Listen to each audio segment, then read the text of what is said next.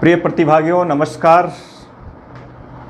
आज व्यधिकरण तत्पुरुष के पश्चात समानाधिकरण तत्पुरुष के बारे में पढ़ेंगे। समानाधिकरण तत्पुरुष और व्यधिकरण तत्पुरुष, जब मैंने तत्पुरुष प्रारंभ किया था उस समय भी आपको बताया था कि व्यधिकरण में द्वितीया से लेकर सप्तमी विभक्ति का प्रयोग किया जाता है प्रथम पद में जब विग्रह किया जाता है, और दूसरे पद का उसके साथ उस कारक के रूप में विवक्षा रहती है। आज समानाधिकरण तत्पुरुष को किस तरीके से समझना है, देखिए। तत्पुरुष समास का मतलब उत्तर पद प्रधान है, चाहे वो समानाधिकरण हो या व्यधिकरण हो, उसमें हमेशा उत्तर पद में रहने वाला जो व्यक्ति है उसी का कार्य प्रदर्शित होता है। पहला पद उसका विशेषण हो सकता है या पहला पद उससे अन्वित कोई कारक हो सकता है। समानाधिकरण तत्पुरुष को कर्मधारय इसका दूसरा नाम है, इसलिए तत्पुरुष का एक भेद है समानाधिकरण तत्पुरुष, और उस समानाधिकरण तत्पुरुष का दूसरा नाम है कर्मधारय। अब कर्मधारय समास में भी और कर्मधारय का एक भेद है जिसको द्विगु कहते हैं। तो सबसे पहले कर्मधारय को लेते हैं हम। समानाधिकरण तत्पुरुष का जो मुख्य भेद कर्मधारय के रूप में जिसको जाना जाता है, उसके बाद द्विगु समास पढ़ेंगे। तो कर्मधारय समास या समानाधिकरण तत्पुरुष समास या तत्पुरुष समास, कहीं पर मान लो कर्मधारय उत्तर नहीं मिले और वहाँ तत्पुरुष ही लिखा हुआ हो तो वो तत्पुरुष भी राइट है। जैसे अव्ययी भाव तत्पुरुष बहुब्रीहि द्वंद्व और कर्मधारय का उदाहरण है, तब उसको आपको तत्पुरुष ही भरना है। कर्मधारय तो तब भरना है जब तत्पुरुष के भेदों के बारे में लिखा हुआ है, तब आपको उसमें कर्मधारय का प्रयोग करना है। या फिर जिसमें कर्मधारय भी आए और तत्पुरुष भी आए, और अगर वो समानाधिकरण तत्पुरुष ही है तब उसको आप कर्मधारय भरेंगे।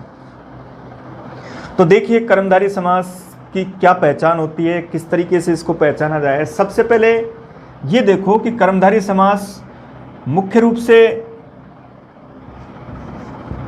दो प्रकार का है। एक विशेषण विशेष्य के रूप में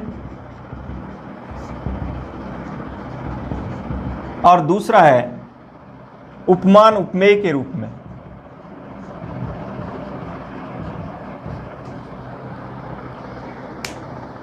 कर्मधारय समास कब होगा, समानाधिकरण तत्पुरुष समास कब होगा, इसके लिए पहला बिंदु है विशेषणम विशेष्येण बहुलम, यानी विशेषण का विशेष्य के साथ समास होता है, और उधर उपमान का उपमेय के साथ समास होता है। अब इससे ये स्पष्ट होता है कि पहला पद इसमें विशेषण होगा, दूसरा पद विशेष्य होगा। इसमें भी पहला पद उपमान होगा और उसमें दूसरा पद उपमेय होगा। लेकिन कुछ ऐसे भी उदाहरण मिलते हैं जिनमें इसका विपरीत पाया जाता है, विशेष्य विशेषण भी हो जाता है, उपमेय उपमान भी हो जाता है। तो हम तो ये समझें कि विशेषण विशेष्य और उपमान उपमेय के रूप में जो दो पद लिखे गए, वहाँ हमको कर्मधारय या समानाधिकरण तत्पुरुष समास भरना है, भले ही उनकी विपरीत स्थिति क्यों न हो। चाहे वो विशेष्य विशेषण भी हो सकते हैं और उपमेय उपमान भी हो सकते हैं। अब दोनों में इसको थोड़ा इस तरीके से पढ़ें, आप अच्छी तरह से पढ़ें कि हम स्पष्ट कर सकें कि कौन सा उदाहरण विशेषण विशेष्य का है या कौन सा उपमान उपमेय का है। क्योंकि ये टॉपिक विशेषण विशेष्य उपमान उपमेय कर्मधारय का जो टॉपिक है, ये हमारे रीट के एक दूसरे सिलेबस के एक बिंदु को भी पूर्ण करता है। दूसरा बिंदु भी आपके सिलेबस में विशेषण विशेष्य का भी एक क्वेश्चन आ जाता है। पैराग्राफ में से एक लाइन दे दी जाती है और उसमें कहा जाता है बताओ इस लाइन में, इस पंक्ति में विशेष्य पद कौन सा है और विशेषण पद कौन सा है। तो इसको अगर आप अच्छी तरह से पढ़ लेते हैं तो वो टॉपिक भी इसी में पूरा हो जाएगा और इसके आधार पर हम उसको भी हल कर सकेंगे। इसलिए सबसे पहले दोनों में अंतर करें। हिंदी के अर्थ के साथ संस्कृत के कर्मधारय समास को पढ़ें तो और भी ज़्यादा सरल होगा।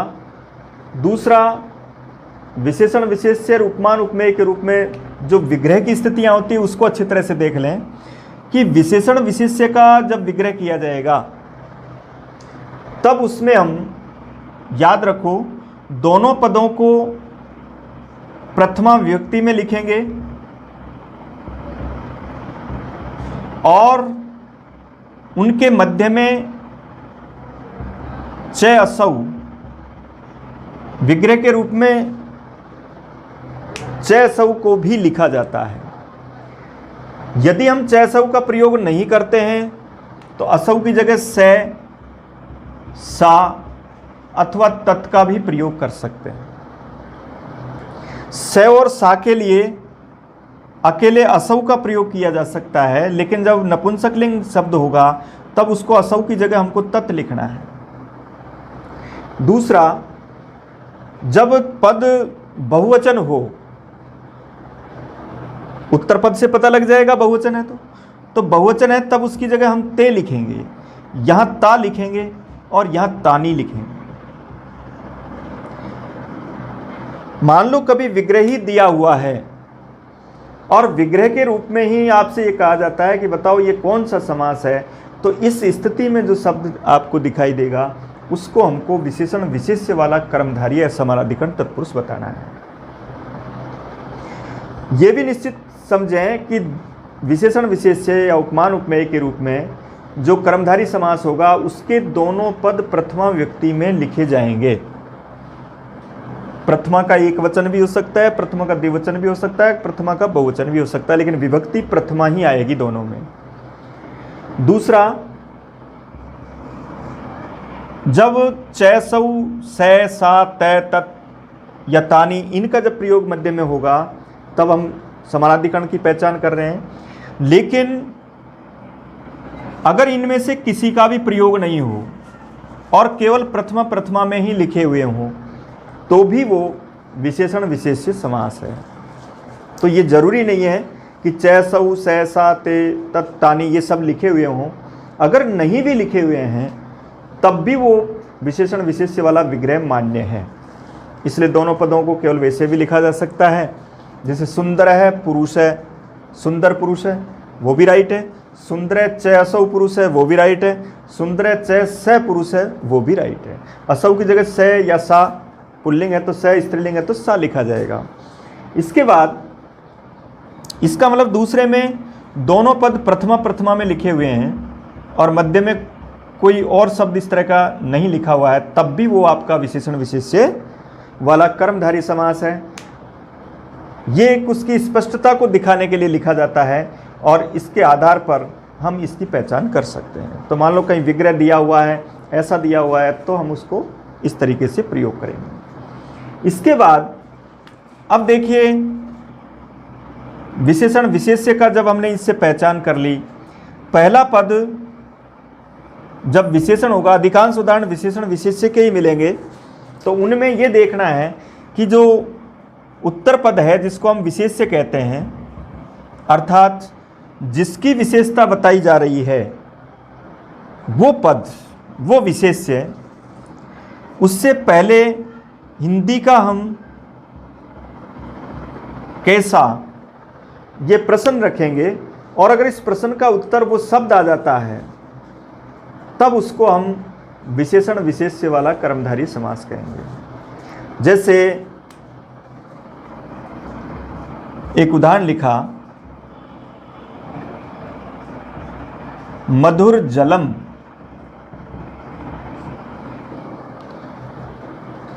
अब यहां पीछे शब्द लिखा है जलम।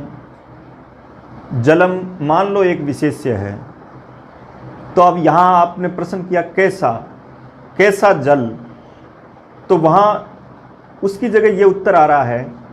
इसका मतलब यहां ये आपका विशेषण विशेष्य समानाधिकरण तत्पुरुष है। इसकी जगह जैसे मैंने एक दूसरा शब्द लिखा,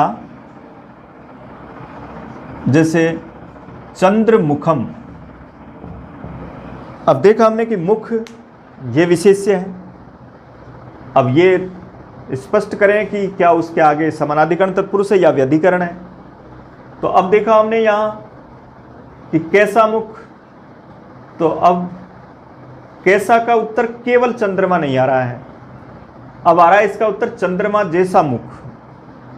तो जिसमें उस शब्द के साथ साथ जैसा शब्द या के समान शब्द भी आए, तब वो उदाहरण आपका उपमान उपमेय का होगा।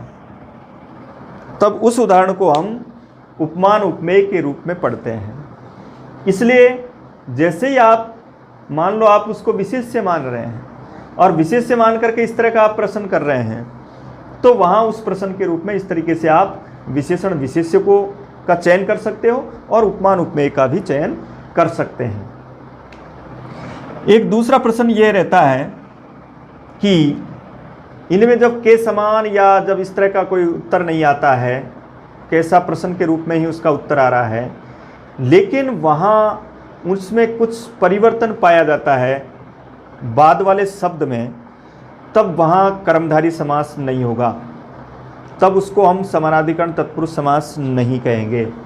जैसे इसको ही मैंने ये लिखा, मधुर जलय।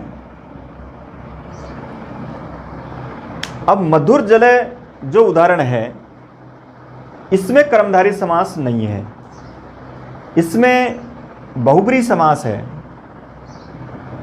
जब भी तत्पुरुष समास की जो विशेषता होती है या कर्मधारी की जो विशेषता होती है, वो विशेषता ये है कि उसका जो बाद वाला पद जो उत्तर पद है, वो पद जिस लिंग में वो प्रयुक्त किया जाता है उसी रूप में रहता है, तब वहाँ हम विशेषण विशेष्य वाला कर्मधारय या समानाधिकरण तत्पुरुष या तत्पुरुष समास करते हैं। और यदि उस शब्द का, जैसे जलम शब्द नपुंसकलिंग शब्द है और वो जलम के रूप में प्रसिद्ध शब्द नपुंसकलिंग के रूप में है, लेकिन जब उस जलम शब्द को आपने उसको पुल्लिंग बना दिया, विसर्ग कर दिया, उसको स्त्रीलिंग बना दिया, मधुर जला कर दिया, तो आपने उसका जो जिस लिंग में वो शब्द था उसको परिवर्तन कर दिया। इसका मतलब अब वो कर्मधारय समास नहीं है, अब उसको आपको बहुब्रीहि समास उत्तर भरना है। तो ये ज़्यादा महत्वपूर्ण है, इसके रूप में इसको जानना बहुत ज़रूरी है कि कौन से शब्द लगते समान जैसे हैं लेकिन कहाँ कर्मधारय भरें और कहाँ बहुब्रीहि भरें। तो इस तरीके से इसमें आपको बहुब्रीहि भरना है, इसमें आपको कर्मधारय भरना है।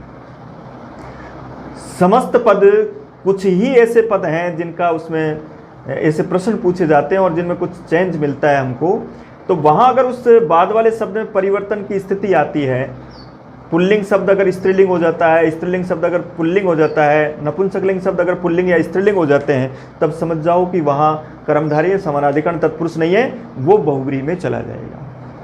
इसी तरह जैसे एक दूसरा उदाहरण हमने पढ़ा कि जैसे पीताम्बरम है,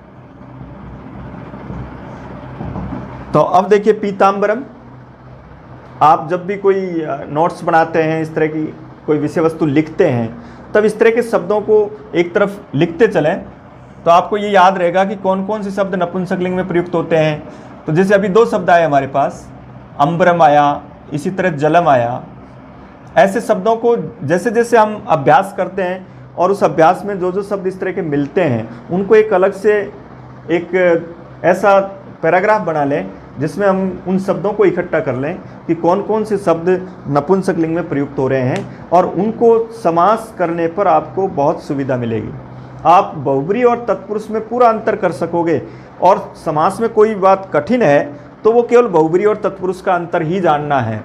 बाकी तो आप केवल समास, अव्ययभाव और द्वंद्व तीनों को आप आराम से हल कर लोगे। केवल बहुब्रीहि और तत्पुरुष में कुछ कठिनाई आएगी, और उस कठिनाई को हल करने का तरीका यही है कि हम ज़्यादा से ज़्यादा एक 8-10 लाइन का एक पैराग्राफ ही बनेगा, जिसमें हम नपुंसकलिंग, पुल्लिंग, स्त्रीलिंग के जो मुख्य मुख्य शब्द आते हैं जो सामासिक के रूप में, उनका एक चयन करें और उनके चयन के पश्चात देख लें, उनको याद कर लें कि इनके पश्चात अगर मैं या आनी इस तरह का नहीं आ रहा है, यानी विसर्ग या स्त्रीलिंग बनाया जा रहा है, तब वो समास कर्मधारय या समानाधिकरण तत्पुरुष या वो सामान्य तत्पुरुष कोई सा नहीं होगा, वो फिर बहुब्रीहि में चला जाएगा। चंद्रमुखम की बात की हमने, इसी तरह जैसे मैंने एक शब्द लिखा ये उष्ट्रमुखम। अब देखो मुखम शब्द विशेष्य है, लेकिन अब विशेष्य के रूप में हमने ये देखा कि उष्ट्र एक पशु है और उसके ये वस्तु हो सकती है, इसलिए यहाँ काके की चिन्ह आ सकता है, जो कल पढ़ा था हमने षष्ठी तत्पुरुष। तो अब यहाँ समास षष्ठी तत्पुरुष है जो कल पढ़ा था, लेकिन यह समास आपका कर्मधारी है क्योंकि ये उपमान है। उपमान प्रसिद्ध है, चंद्रमा है, कमल है, हाथी है, मृग है, इस तरह के पुष्प है, ये सब क्या है, ये उपमान है। और उन उपमानों से हम उनके कर्मधारी समास को समझ सकते हैं। जब किसी का नाम आ गया तब समझ जाओ उसके पश्चात संबंधवाचक चिन्ह आ सकता है, तो वो षष्ठी तत्पुरुष हो जाएगा। मुखम यहाँ भी है, मुखम यहाँ भी है, लेकिन यहाँ किसी पशु का नाम है, किसी व्यक्ति का नाम है, तब वो षष्ठी तत्पुरुष हो जाएगा। लेकिन यहाँ अगर कोई उपमान है या कोई विशेषता है तो वो कर्मधारी हो जाएगा। लेकिन अब देखा हमने कि मुखम शब्द भी नपुंसकलिंग है, तो उनको भी अपन इस लाइन में बढ़ा लेंगे। और अब देखा कि मुखम की जगह अगर मैंने इसको उष्ट्र मुख कर दिया, तो अब ये समास बहुब्री समास हो जाएगा। इसको हम बहुब्री कहेंगे। ये कर्मधारी नहीं है, ये षष्ठी तत्पुरुष नहीं है, अब ये बहुब्री समास है। ऐसा ही चंद्रमुख के पीछे अगर विसर्ग आ जाएगा तो भी वहां बहुब्री समास है। देखिए उष्ट्रमुख है, इन नपुंसकलिंग शब्दों के पश्चात विसर्ग आने पर कभी भी कर्मधारी नहीं होगा, वो बहुब्री समास ही होगा। लेकिन मैं आने पर वो बहुब्री समास जो जिसको हम कर्मधारी कहते हैं वो बहुब्री भी हो सकता है, अगर वो किसी पैराग्राफ की लाइन में किसी दूसरे अन्य पद का बोध करा रहा हो, क्योंकि तब उसकी द्वितीय विभक्ति मान ली जाएगी उसको। जैसे अपन कहते हैं उष्ट्रमुखम प्रवेश है, ऊंट जैसा मुख है जिसका, ऐसे व्यक्ति को प्रवेश कराओ, तो तब तो वहाँ नहीं आएगा और तब भी वो बहुब्री समास है। तो ऐसी स्थिति में, लेकिन वो एक पैराग्राफ के रूप में जब पूरी लाइन दी जाती है उसके रूप में ऐसा पाया जा सकता है। लेकिन सामान्य रूप से जो समास पढ़ते हैं हम, उसमें आपको यही ध्यान रखना है, इस तरह के जितने भी शब्द आ रहे हैं उनको एक लाइन में लिखें अलग से और उसके आधार पर इनका विग्रह करें। तो अब देखिए कुछ उदाहरण पढ़ रहे हैं हम। सबसे पहले हम विशेषण विशेष्य के कुछ उदाहरण पढ़ रहे हैं। तो देखिए सबसे पहला मैंने उदाहरण लिखा पीतांबरम।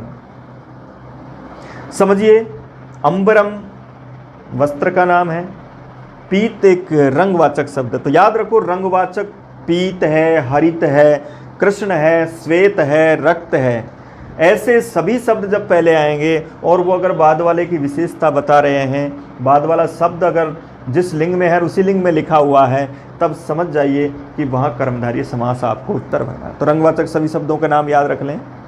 पीतांबर, पीत यानी पीला है, तो पीतम, पीतम, अंबरम भी कर सकते हैं विग्रह,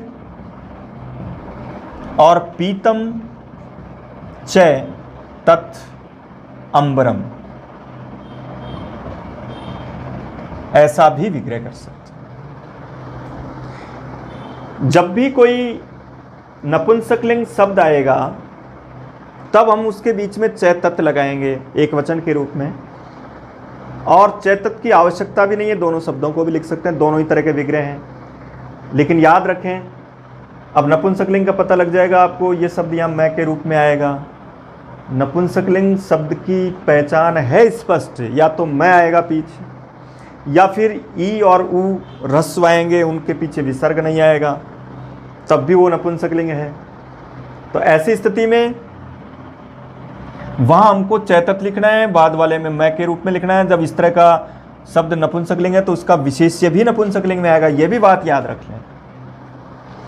यदि विशेष्य नपुंसकलिंग है तो विशेषण भी नपुंसकलिंग, विशेष्य बहुवचन है तो विशेषण भी बहुवचन, और विशेष्य में जो विभक्ति है वही विशेषण में विभक्ति। ये दोनों तीनों बातें इनके साथ समान पाई जाती है। इसलिए पीतांबरम में देखो, अब आराम से 8-10 जब उदाहरण करोगे तो समझ में आएगा कि किस तरह से विग्रह करना है। सबसे पहले मैं नपुंसकलिंग के कुछ शब्द लिख रहा हूं। एक दूसरा देखिए, एक लिखा जैसे श्वेत वस्त्रम,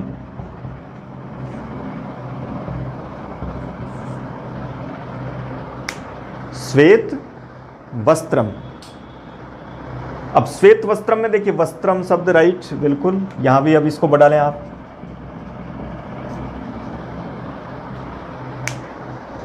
श्वेत वस्त्रम, वस्त्र कपड़ा, कैसा, श्वेत, ये भी रंगवाचक है, रंगवाचक सभी शब्दों के साथ। तो यहां श्वेतम च तद वस्त्रम। तत् भी लिख सकते हैं, तद भी लिख सकते हैं, लेकिन जहाँ जसत्व संधि की प्रक्रिया है वहाँ तद लिख दें, ज़्यादा सही रहेगा। तो श्वेतम च तद वस्त्रम, श्वेत वस्त्रम। इसी तरह से एक लिखा जैसे हरित पर्णानी, पर्ण कहते हैं पत्ते को।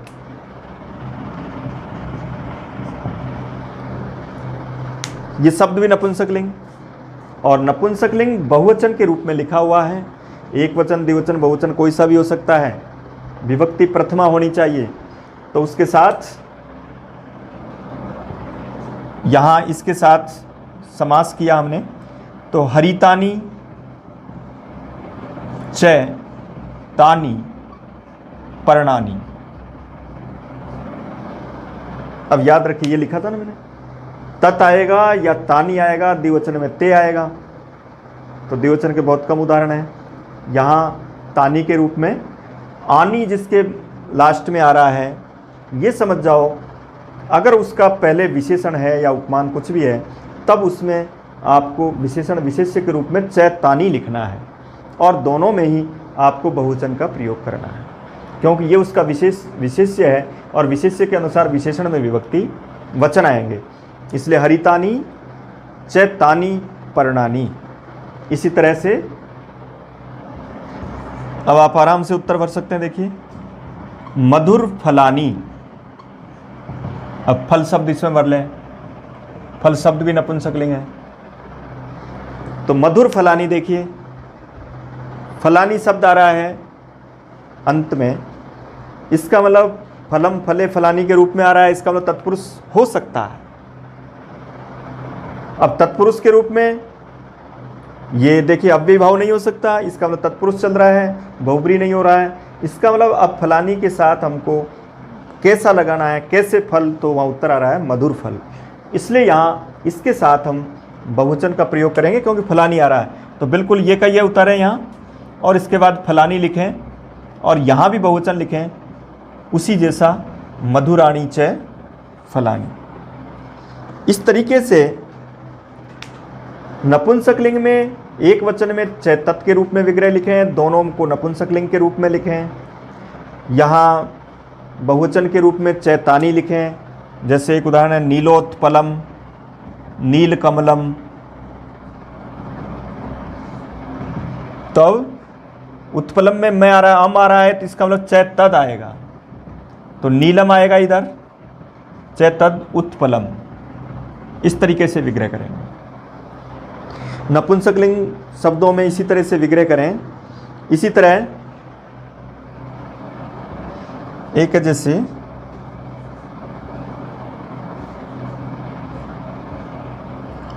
मधुर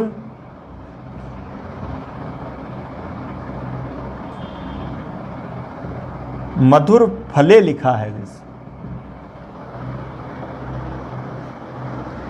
इसका मतलब यहां द्विवचन के रूप में है ये, फलम फले फलानी। अब द्विवचन के रूप में चैते आएगा, और यहां भी द्विवचन आएगा, मधुरे चैते फले, मधुर फले। समझ गए होंगे आप।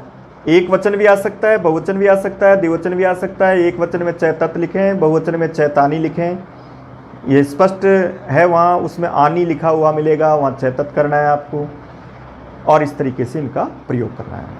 एक शब्द इस तरह का भी लिख लो जिसमें अंत में मैं नहीं आता है, लेकिन फिर भी वो नपुंसकलिंग होता है। ऐसे सकारांत शब्द होते हैं, कुछ ऐसे नपुंसकलिंग शब्द हैं जिनके अंत में से आता है, और उनके एक वचन में, प्रथमा एक वचन में मैं नहीं आता है, उनमें विसर्ग आता है। जैसे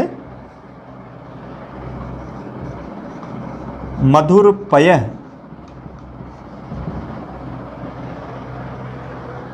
तो पय में विसर्ग एक तरह से पुल्लिंग जैसा लगता है, लेकिन यहाँ इसको पय है, यस है, मन है, ये सब ये नपुंसकलिंग शब्द हैं, और इसके रूप में हमको मधुरम करना पड़ेगा। मधुरम चैतत, पय, इस तरह का विग्रह करें। मधुरम च तत्पय, याद रखें पय, यशय, मनय, सिरय ऐसे शब्द हैं तपय जिनके पश्चात विसर्ग का प्रयोग होता है, लेकिन वो शब्द नपुंसकलिंग होते हैं, इसलिए उनके स्टार्ट में उनको नपुंसकलिंग लिखना है और बाद में उसके साथ विसर्ग करें। इस तरीके से हम नपुंसकलिंग के विशेषण विशेष्य को पहचानेंगे और उनका विग्रह करेंगे। अब कुछ पुल्लिंग और स्त्रीलिंग के रूप में देखिए, जैसे पुल्लिंग शब्द लिखा हमने, ये लिखा सुंदर पुरुष है। तो अब इसमें देखिए सुंदर पुरुष है, इसका जब हम विग्रह करते हैं तो यहां पुरुष है, ये पुल्लिंग है, इसलिए इसको लिखें सबसे पहले और इधर दूसरे शब्द को लिखें, इस जैसा ही इसको लिखें, ये पुल्लिंग है, इसको भी पुल्लिंग लिखें। अब देखा पुल्लिंग के साथ च असौ आएगा तो इसको भर दें आप, सुंदर है च असौ पुरुष है। पुल्लिंग स्त्रीलिंग दोनों के लिए च असौ किया जा सकता है, च स और ता भी कर सकते हैं, लेकिन अगर च असौ प्रयोग किया गया तो पुल्लिंग स्त्रीलिंग दोनों के लिए ही राइट उदाहरण है। इसी तरीके से एक लिखा जैसे वीर पुरुष है, तो उसी तरह से देखिए वीर है, पुरुष है, एक वचन और वही च असौ। इसी तरह से जितने भी शब्द पुल्लिंग और स्त्रीलिंग के रूप में होंगे उनके साथ हमको च असौ का प्रयोग करना है। कहीं पर भी पुरुष है, वीर है, इस तरह के जो शब्द हैं उनके साथ हमको समानाधिकरण तत्पुरुष के रूप में, जैसे एक शब्द लिखा मैंने ये एक नाथ है, एक है च असौ नाथ है। याद रखो एक शब्द के साथ कर्मधारय समास होगा। पाणिनि का एक सूत्र है जिसके अंतर्गत लिखा है कि एक शब्द को उसमें शामिल किया गया है। द्वि, त्रि, चतुर आदि जो शब्द हैं वो आपके द्विगु समास की श्रेणी में जाएंगे, लेकिन यह एक नाथ, एक च असौ नाथ है, उसके रूप में अगर बाद वाला पद प्रधान है तब वहाँ आपको उसमें कर्मधारय उत्तर भरना है। इसलिए याद रखो कि जब भी कोई संख्यावाचक, क्योंकि संख्यावाचक में हम ज़्यादातर गलती करते हैं, हम संख्यावाचक को अधिकांशतः द्विगु ही उत्तर भरते हैं, क्योंकि हमने ये पढ़ रखा है कि द्विगु संख्या वाला समास है। ये राइट है कि द्विगु संख्या वाला समास है, लेकिन ये राइट नहीं है कि और समासों में संख्या नहीं हो सकती, अन्य समासों में भी संख्या हो सकती है। जैसे आपने अव्यय भाव में पढ़ा था दो उदाहरण, नदी वाला और वंश्य वाला। इसी तरह एक ये उदाहरण पढ़ रहे हैं एक शब्द के साथ। इसी तरह से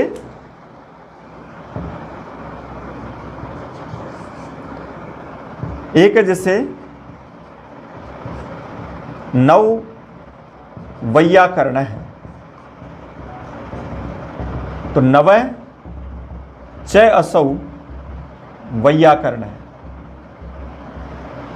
नव के स्थान पर नव्य भी लिखा जा सकता है, दोनों एक दूसरे के पर्यायवाची हैं। तो नव शब्द के साथ में नव का अर्थ यहाँ नवीन से है, और नव के पश्चात अगर विसर्ग का प्रयोग नहीं करते हैं तो वो संख्या 9 का द्योतक है।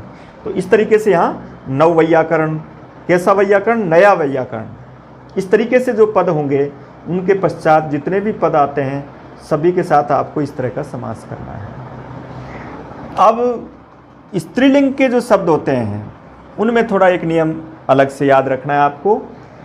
अगर दोनों शब्द स्त्रीलिंग है तो विग्रह में तो दोनों स्त्रीलिंग आएंगे, लेकिन समास करते समय पहला स्त्रीलिंग शब्द पुल्लिंग हो जाता है, और दोनों स्त्रीलिंग होने पर पहले शब्द को जो पुल्लिंग किया जाता है, इस प्रक्रिया को समास की भाषा में पुंवद भाव कहा जाता है। जैसे प्रश्न आता है निम्नलिखित में से पुंवद भाव का उदाहरण कौन सा है, तब पुंवद भाव का उदाहरण वो होगा जिसमें बाद वाला शब्द स्त्रीलिंग है और उससे पहले वाले शब्द को उसी का पुल्लिंग बनाया जाता है, उसके रूप में हम पुंवद भाव के रूप में प्रयोग करते हैं। जैसे एक लिखा ये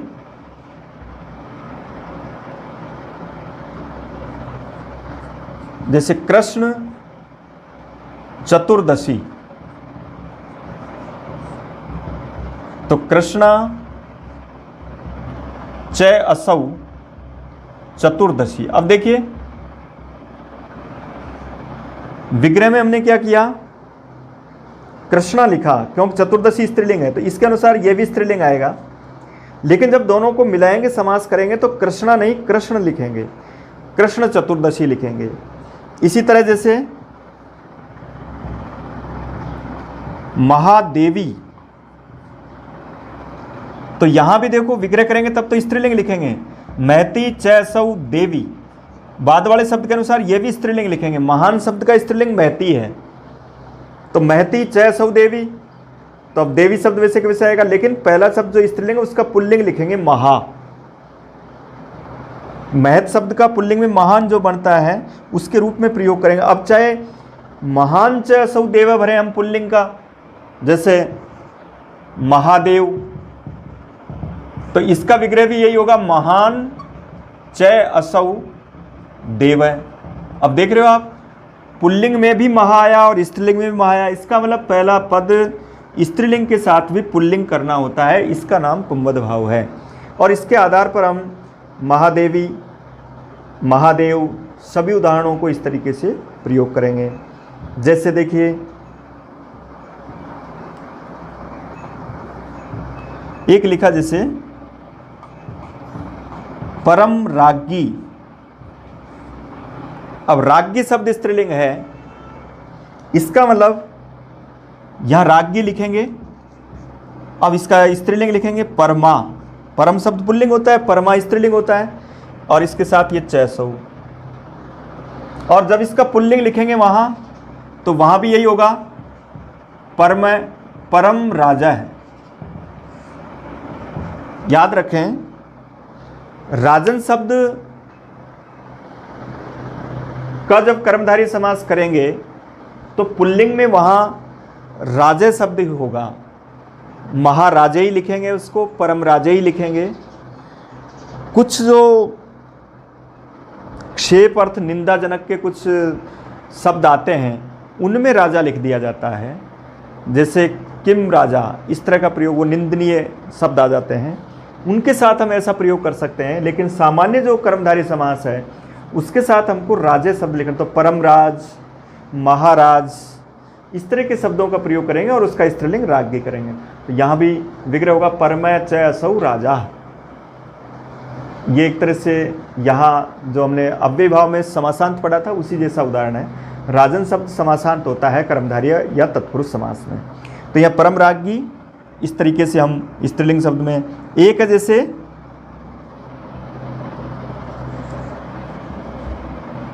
रूपवद भार्या। रूपवद भार्या, बताइए कौन सा समास हो सकता है। सबसे पहले समास पढ़ने के लिए, समास की पहचान करने के लिए ध्यान से देखिए। समास के लिए दूसरे पद को सबसे पहले देखें हम, पहले पद को सब उसके बाद में देखें। पहले दूसरे पद पे निश्चित हो जाएं कि ये शब्द किस तरह का है। तो भार्या शब्द स्त्रीलिंग है और स्त्रीलिंग के रूप में लिखा है, इसका मतलब तत्पुरुष की संभावना बढ़ रही है। अब उसके बाद में फिर देख लें, भार्या का अर्थ है पत्नी, या तो वो किसी की पत्नी हो सकती है, तब तो वो षष्ठी तत्पुरुष है, उसका नाम आएगा आगे। लेकिन उस पत्नी की अगर कोई विशेषता आती है, रूपवती, पवित्र है, ऐसे कोई शब्द आते हैं, पतिव्रता है, तब वहाँ उसमें आपको कर्मधारय भरना है। तो ये रूपवती पत्नी है, इसका मतलब यहाँ भार्या शब्द लिखा और भार्या के साथ यहाँ रूपवती लिखेंगे, क्योंकि स्त्रीलिंग है ना, आपने मतु प्रत्यय पढ़ा, उसमें वानवती होता है, तो इसके साथ स्त्रीलिंग में वती होगा। रूपवती में मतु प्रत्यय है, चय असौ या चय सा, इस तरह का प्रयोग कर सकते हैं। रूपवती चय असौ भार्या, इस तरह का विग्रह करेंगे तो यहाँ ये उदाहरण होगा। इसी तरीके से तो दोनों स्त्रीलिंग होने पर पहले वाले को पुल्लिंग करना है, उसको पुंवद भाव कहेंगे। इसी तरह का जैसे उदाहरण ऊपर आया, सप्त ऋषय, सप्तर्षय, यहां विग्रह किया सप्त चय ते ऋषि है, सप्त चय ते ऋषय।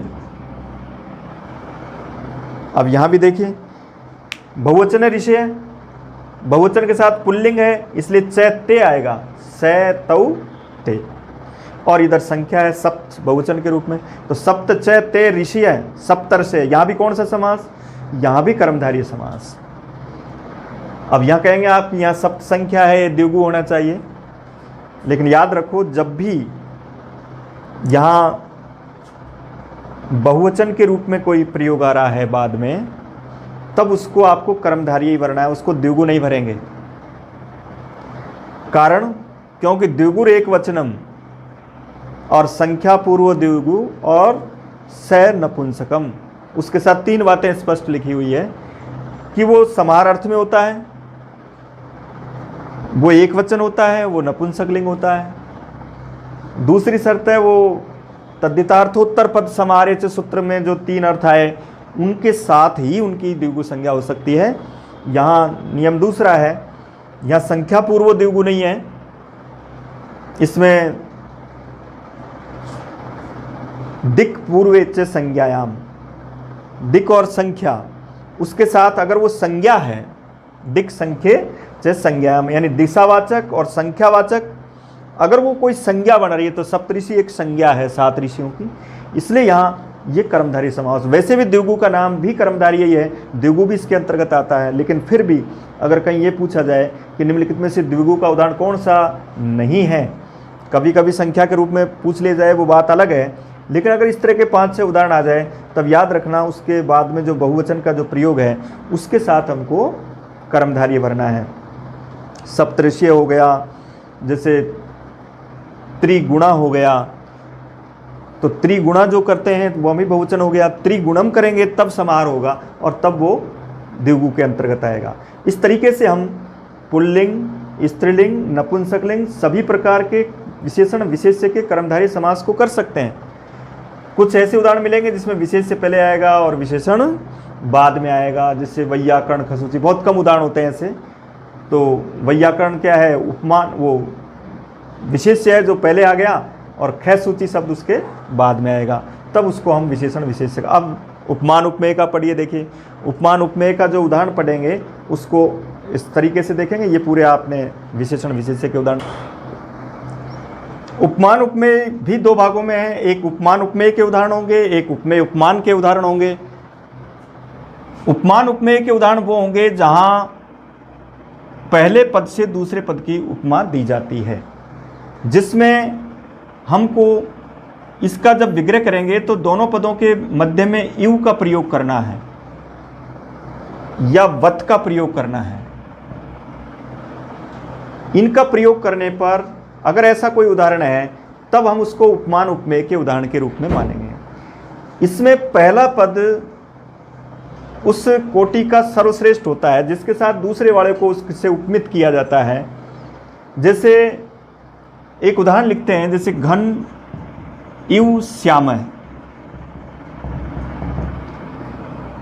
इस विग्रह में यहाँ इव पद मध्य में आ रहा है, इसका मतलब ये कर्मधारय समास, और वो भी कौन सा, उपमान उपमेय। इसका स्पष्ट उत्तर है कि जब दोनों पदों के मध्य में यू आए तो वो उपमान उपमेय है, और अंतिम पद के बाद में अगर यू आए तो वो उपमेय उपमान है। ये तो आप विग्रह से पहचान लेंगे, लेकिन जब जुड़ा हुआ शब्द आएगा तब आपको इस तरह से देखना है कि जैसे ये शब्द लिखा घनश्याम। अब ये पूछा गया कि भाई श्याम कैसा, तो घन जैसा, इसमें जैसा शब्द हो रहा है और जैसे के लिए यू का प्रयोग करते हैं। इसलिए जहां पर जैसा पद का प्रयोग आता है और जैसा पद अगर पहले पद के पीछे जुड़ रहा है तो वो उपमान उपमेय है, और जैसा शब्द बाद वाले शब्द के साथ जुड़ रहा है तो उपमेय उपमान। इस तरीके से करेंगे। जैसे दोनों के एक उदाहरण को हम अंतर करते हैं। जैसे मान लो ये लिखा है, एक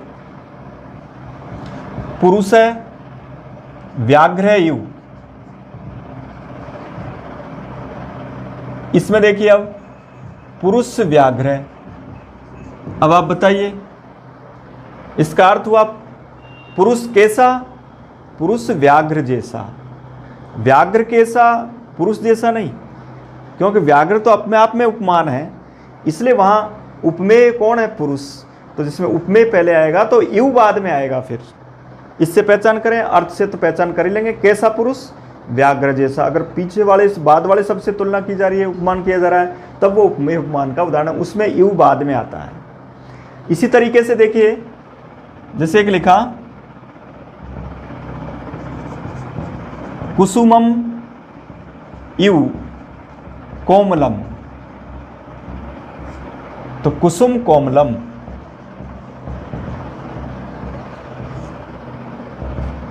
कुसुम जैसा कोमल, कैसा कोमल? पुष्प जैसा कोमल। तो वहां देखिए पुष्प जैसा कोमल, इस जैसा बताया जा रहा है, तो ये पहला पद उपमान है, उपमान के रूप में प्रयोग करेंगे। और इसके बाद एक लिखा जैसे कर किसलयम, तो अब हाथ कैसा? किसलय जैसा, तो इसका विग्रह क्या होगा? करे किसलयम इव, इस तरह का विग्रह करेंगे। पुष्पों जैसा कोमल, उसके पुष्प की जो कली होती है उसके जैसा कर, यानी हाथ के रूप में। तो अब इसकी विशेषता बताई जा रही है, इसलिए ये उपमेय है और वो उपमान है। कर किसलयम इव। इसी तरीके से जैसे एक लिखा चंद्र मुखम, तो चंद्र इव मुखम, चंद्र मुखम। अब इसमें देखिए कैसा मुख? चंद्रमा जैसा, तो चंद्रमा जैसा मुख, इसके साथ जैसा आ रहा है तो चंद्र। इसमें एक बात का ध्यान और देखें, विशेषण विशेष्य में तो दोनों में पुल्लिंग स्त्रीलिंग नपुंसक एक जैसा आएगा, लेकिन यहाँ उपमान कोई से भी लिंग का हो सकता है। जैसे ये नपुंसक लिंग है, ये पुल्लिंग है, ऐसा हो सकता है। ये पुल्लिंग है, ये नपुंसक लिंग है, क्योंकि यहाँ वो एक उपमान है, उसकी विशेषता बताने वाला शब्द नहीं है, विशेषण नहीं है, इसलिए वहाँ लिंग कोई सा भी हो सकता है। तो चंद्र यु मुखम, चंद्रमुखम। इसी तरह जैसे गज यु स्थूलय, गज स्थूलय।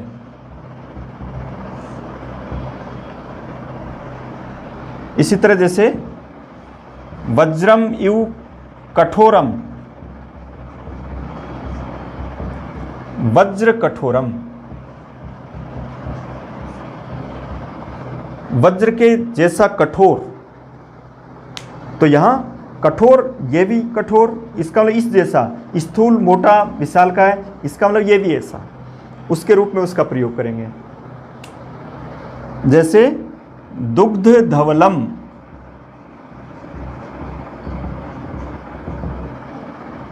तो दुग्धम इव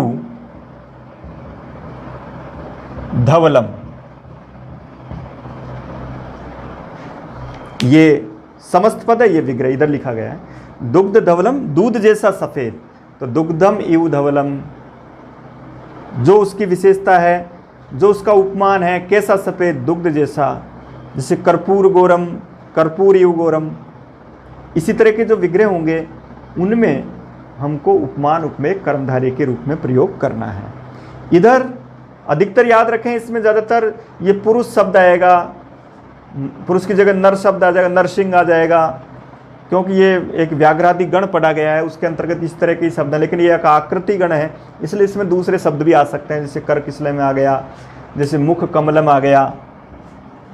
तो मुखम इव कमलम, मुखम कमलम इव, मुखम कमलम इव। अब यहां देखिए मुख कैसा? कमल जैसा, तो कमल शब्द पीछे आया, इसका मतलब ये उपमेय उपमान है। और कमल नयनम आ जाता है, तब वो इधर आ जाएगा, कमलम इव नयनम, उसके रूप में प्रयोग हो जाएगा। कमल शब्द बाद में आ रहा है, तो कमल उपमान है, तो ये इधर आ जाएगा, इसलिए मुख कमलम।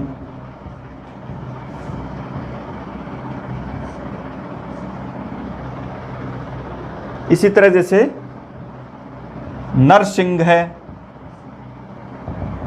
तो नर सिंह यु, इस तरह का विग्रह करेंगे। नरसिंह में नृ शब्द इस तरह भी हो सकता है, दोनों एक जैसे हैं। जब इस तरह का आएगा नृ सोम, तो ना सोमय यु, यानी नृ शब्द का प्रथमा एक वचन ना बनता है और नर शब्द का नरे बनता है। तो याद रखें, जब पुरुष नर ये शब्द पहले आए और उसका उपमान बाद में आ जाए, जैसे व्याघ्र हो, सिंह हो, सोम हो, शार्दुल हो, ऋषभ हो, ऐसे जो शब्द हैं उनका प्रयोग अगर बाद में आता है, इसका मतलब वो उपमेय उपमान के रूप में प्रयोग किया जाएगा और वहाँ भी कर्मधारय समास बनेंगे।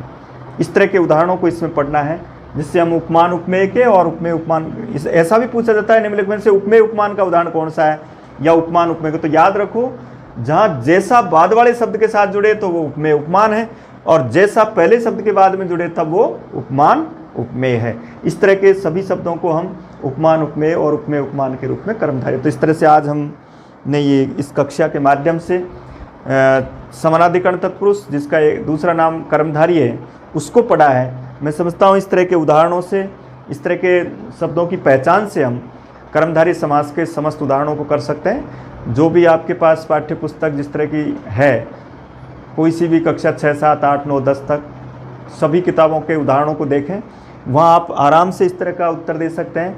याद रखें, विशेषण विशेष्य के रूप में बहुवचन का प्रयोग भी आ सकता है, उसमें फलानी, मधुर फलानी, तो वहाँ फिर बहुवचन में आपको विग्रह करना है चैतानी के रूप में।